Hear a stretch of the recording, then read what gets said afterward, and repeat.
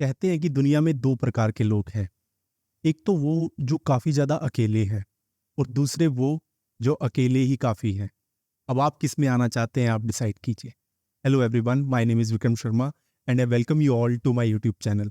आज हम कंटिन्यू कर रहे हैं हमारे दिल्ली टू केदारनाथ पॉलिटी के लेक्चर के साथ, that is lecture number 11। 11th video, 11th lecture पे आज हम आ चुके हैं।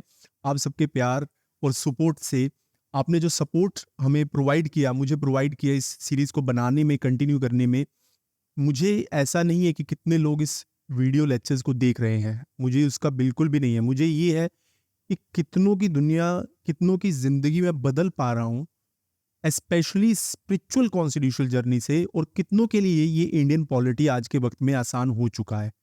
मैं आपको रिक्वेस्ट करूंगा कि अगर आपने हमारी पुरानी 10 वीडियोस इस series Delhi to Kedarnath polity, जो कि स्मार्ट पॉलिटी है, उसके ऊपर नहीं देखी तो आप एक बार जरूर देखिए, उसको समझिए और आपको मजा आ जाएगा कि part 3 fundamental rights article 12 to 35 क्या इतना आसान हो सकता है समझना, इतना ज्यादा आसान, ये कुछ लगता ही नहीं।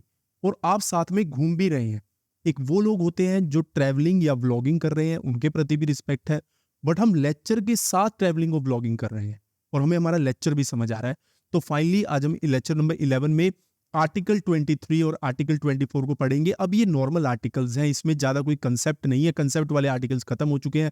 आर्टिकल 23 एंड 24 क्या कहता है? Prohibition of traffic in human beings. और article 24 prohibition of employment of children in factories et cetera. Constitution क्या कहता है कि article 23 of CI says that they should traffic in human beings as well as the forced labor.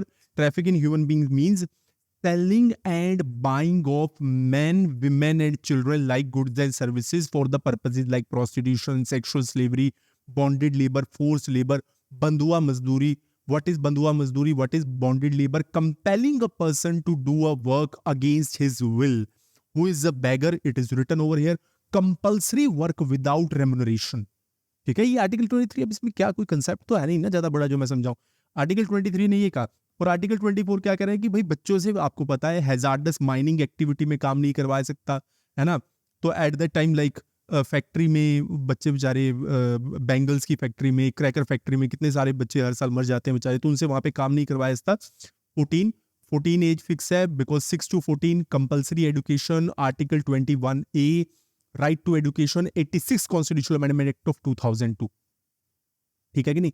तो 14 की as तक उनसे काम नहीं करवाया, ऐसा जो बोला गया। अब हमें इसको अपनी जर्नी में, दिल्ली से केदारनाथ की जर्नी में कैसे रखना है कि आप शिव भगवान के आगे खड़े हैं, आप उनसे मांग रहे हैं कुछ, तो nobody is beggar in front of Shiva. कोई भी उनके सामने किसी भी प्रकार का भिखारी नहीं है।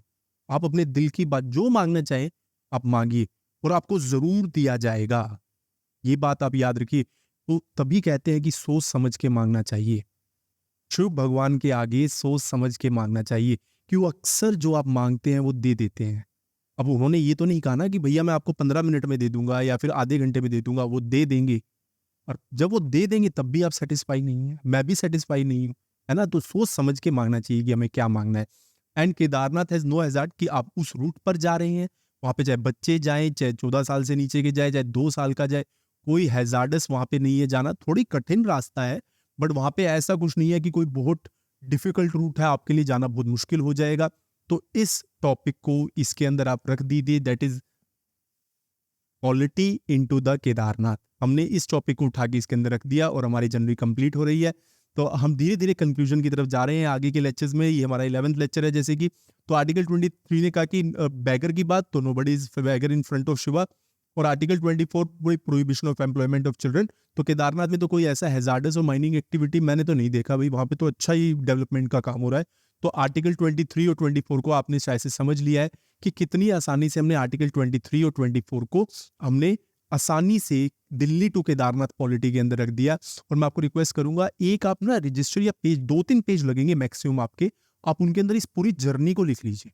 ठीक है, हिंदी या इंग्लिश में जो हमने पूरी जर्नी हम कर रहे हैं ना, इस पूरी जर्नी को लिख लीजिए, आपको पूरा टॉपिक याद हो जाएगा और आपको टॉपिक पढ़ने की भी जरूरत नहीं है। This is my assurity to all of you. Thankful to all of you. God bless you all.